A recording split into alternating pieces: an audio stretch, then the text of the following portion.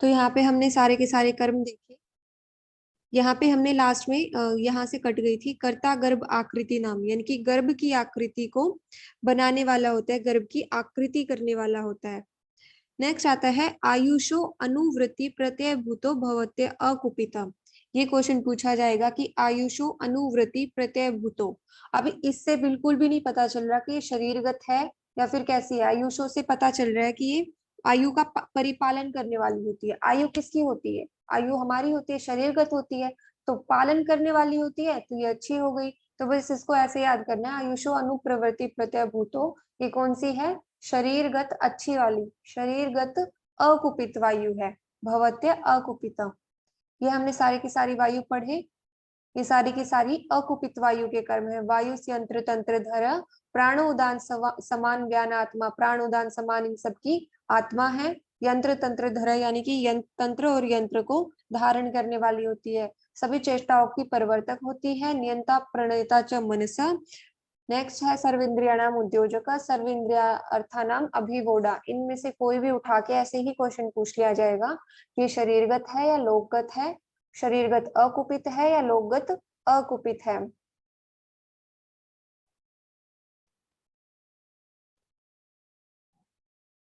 इनकी हिंदी देखते हैं एक बार सबकी।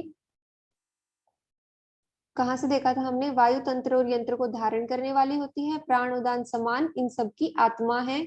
वायु शारीरिक और चेष्टाओं की परिवर्तक है, उच्छ्वास और चेष्टाओं की प्रवर्तक है। वायु मन का नियंत्रण करती और प्रणयन करती है। नियंता प्रणेता च मनसा, सभी इंद्रियों को अपने अपने विषयों को ग्रहण करने और प्रवृत्त करवाती है। सभी इंद्रिय अर्थों को स्वयं ग्रहण करने और एक दूसरे के स्थान में ले जाने वाली होती है। फिर क्या था इसमें? शरीर के सभी धातुओं को व्यू कराती है, यानी कि अपने अपने उसमें कार्य में लगाती है। सर्व शरीर धातु व्यू करम। फिर आती है संधान कर, यानी कि वो करती है, शरीर का संधान करती है। गर्भावस्था में अस्थि और पेशियों को यथास्थान जोड़ती है। वाणी वायु वाणी को वायु ही प्रवृत्त कराती है, यानी कि प्रवर्तको वाच। स्पर्श और शब्द की प्रकृति अर्थात कारण है, स्पर्श और शब्द की प्रकृति, प्रकृति स्पर्श शब्दयो।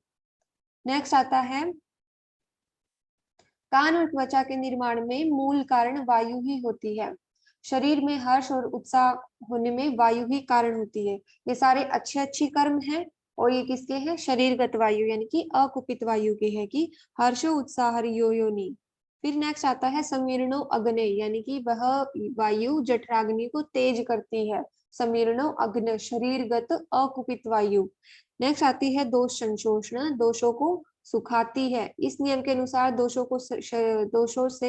से शरीर को दूषित करने वाले विकृत धातु और विकृत मल एवं पित्त कफ मलों को बाहर करती है। बड़े बड़े छोटे छोटे स्रोतों का भेदन करती है।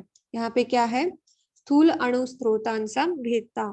नेक्स्ट है कर्ता गर्भ आकृति नाम, गर्भ की आकृति को करने वाली होती है। और आयुषो अनुप्रवृत्ति प्रत्यय भूतो, यानी कि शरीर के पालन करने वाली होती है, आयु के परिपालन में कारणभूत होती है। ये हमने पढ़े शरीरगत अच्छी वायु, शरीरगत अकुपित वायु। वायु को अच्छे अच्छे से डिटेल में सुश्रुत निदान फर्स्ट चैप्टर है, वो पूरा का पूरा ये जो विमर्श में दिया हुआ है सारे वही के श्लोक है, वहां पे पूरी वायु को अच्छे से एक्सप्लेन कर रखा है। बड़ा चैप्टर है वो थोड़ा। नेक्स्ट आता है विकृत शरीर वायु के कर्म क्या है? ये हमने पढ़े अकुपित, और अब हम पढ़ रहे हैं कुपित। आवाज आ रही है मनीषा? आ रही है डॉक्टर साहब। Okay okay. अब हम पढ़ रहे हैं कुपित। हमने पढ़ा अकुपित। नेक्स्ट आता है कुपित, विकृत शरीर वायु के कर्म क्या है? शरीर के पढ़ रहे हैं ना हम, 4 क्वेश्चन थे, शरीर के कुपित और अकुपित, और फिर आता है लोक के अकुपित और कुपित। तो शरीर के अकुपित हमने पढ़ लिए सारे के सारे कर्म, और जब शरीरगत जो होती है कुपित होती है वो कैसे कर्म करती है वो हम अब देखते हैं कि कुपित अस्तु खलु शरीरे शरीरम नाना नाना विध विकार उत्पत्ति, यानी कि शरीर में जब कुपित हुई वायु शरीर में अनेक प्रकार के रोगों को उपतप्त करती है। तो पहले इसमें शरीर वर्ड यूज हुआ है, नानाविध विकार, विकार कहाँ उत्पन्न होते हैं, शरीर में उत्पन्न होते हैं, तो ये बात तो यही क्लियर हो गई कि शरीरगत है, लोकगत नहीं है। और फिर विकार उत्पन्न कर रही है, तो किस प्रकार की वायु हुई, ये विकृत वायु हुई। बल वर्ण सुख आयुषा नाम उपघाताय, बल वर्ण सुख आयु कहाँ होते हैं, शरीर में होते हैं, और उपघात यानी कि उनका नाश करती है, उनके नाश का कारण होती है। तो किस प्रकार की हो गई, विकृत वायु के कर्म हो गए। मनोव्यास व्याहर्षयति, यानी कि मन को दुखित करती है। हर्षयति होता तो ये उसमें होता, लेकिन ये किसमें है, व्याहर्षति टर्म यूज हुआ है, तो ये क्या है, कुपित यानी कि विकृत वायु को, मन को दुखी करने वाले होती है। सर्व इंद्रियाणाम उपहंति, यानी कि सभी इंद्रियों की शक्ति का नाश करती है। उपहंति मतलब नाश करना, तो कैसी हो गई, शरीरगत हो गई, और बुरी वाली यानी कि विकृत वायु यानी कि कुपित वायु।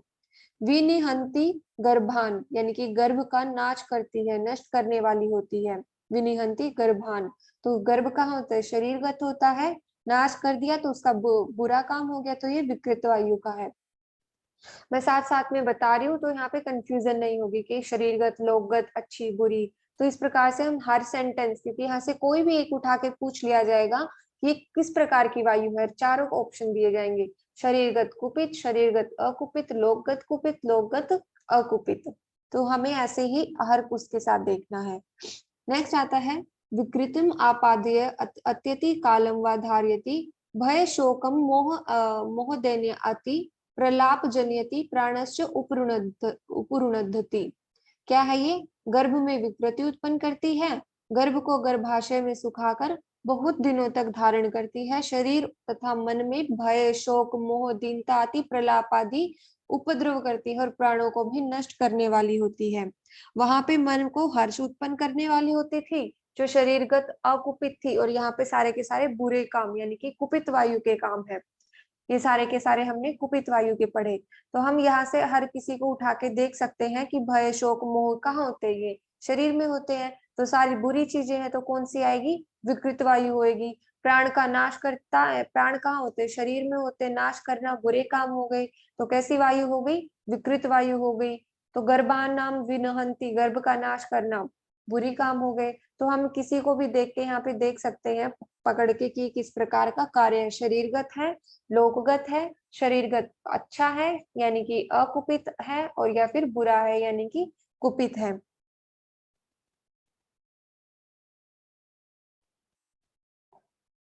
हमने देखो अभी तक क्या पढ़ा, हमने सबसे पहले क्वेश्चन देखा कि वायु के गुण कितने होते हैं। इसका आंसर दिया कुश ने, जो कि सांकृतायन के रहने वाले थे, उन्होंने 6 गुण बताए वायु के। तो कुश ने क्या आंसर किया था, उसके गुण का आंसर किया था। फिर नेक्स्ट आता है प्रकोप का, प्रकोप का आंसर किसने किया था, प्रकोप कहाँ होता है, सिराओं में, तो कुमार सिरा भारद्वाज ने उसका आंसर किया था। प्रकोप कैसे होता है, समान गुणाभ्यासो ही धातुनाम वृद्धि कारणम, यानी कि समान गुणों का अभ्यास करना ही धातुओं की वृद्धि का कारण होता है। नेक्स्ट होता है हमने उसके प्रशमन का, शमन, मन यन, कांकायन ने इसका आंसर किया था, और कांकायन कहाँ के रहने वाले थे, बाह्यिक देश के रहने वाले। तो उन्होंने कहा कि जो प्रकोप के अपोजिट है, प्रकोपन विप्रयो ही धातु नाम प्रशमन कारणमिति, जो उसके अपोजिट है वही उसके प्रशमन में कारण है। नेक्स्ट हमने पढ़ा कि उसकी प्रकोप और प्रशमन की प्रक्रिया क्या है, तो धर्म एक प्रक्रिया है, यानी कि बड़ेश धामार्गव ने इसका आंसर किया था। और उसके जो प्रकोपक कारण है, उससे शरीर में रुक्षता, हल्कापन, शीतता, और जो शमक कारण है, शामक कारण है, उससे शरीर में उसके जस्ट अपोजिट स्निग्धता, गुरुता, उष्णता, श्लक्षणता, मृदुता, पिच्छलता, ये गुण से युक्त होकर वायु न रुककर शांत हो जाती है। तो वैसे गुणों का सेवन करके प्रकोपित हो जाती है, और उससे कैसे कैसे शरीर में लक्षण आते हैं, रुक्षता, हल्कापन, ये उन्होंने पूरी की पूरी प्रोसेस बताई, प्रक्रिया बताई, किसने, बड़ेश धामार्गव ने। फिर हमने पढ़ा अगले 4 क्वेश्चन आते हैं, शरीरगत और लोकगत, शरीरगत कुपित और अकुपित, लोकगत कुपित और अकुपित। सबसे पहले इसमें आया शरीरगत अकुपित, यानी कि अच्छी वायु। इसमें हमने सारे के सारे पढ़े, वायु यंत्र तंत्र धर प्राण उदान सम्मान की आत्मा होती है, धातुओं की चेष्टाओं की प्रवर्तक होती है, नियंता प्रणेता च मनस, सर्व इंद्रिया नाम उद्योजक, सर्व इंद्रिया नाम अभिवोढ़ा, संधान कर, सर्व शरीर धातु व्यूकर, प्रवर्तको वाच, प्रकृति स्पर्श शब्दयो, हर्षो उत्साहर्यो योनि, स्मीरणो अग्न, स्थूलणु स्रोतांसाम भेदता, कर्ता गर्भ आकृति नाम, और आयुषो अनुप्रवृत्ति प्रत्यय भूतो, यानी कि ये क्या होती है, आयु के परिपालन में कारणभूत होती है। फिर हमने इसी प्रकार के शरीरगत बुरी यानी कि कुपित वायु के कर्म देखे, उसमें क्या क्या होते हैं, नानाविध विकार, अनेक प्रकार के रोगों को उपतप्त करती है। पल वर्ण सुख आयुषाम उपघाताय, इनका उपघात करती है, ये बुरी वायु है और शरीरगत है। मनोव्यास हर्षयति, यानी कि मन को दुखी करती है। सर्व इंद्रियाणाम उपहंति, सब इंद्रियों का नाश करती है।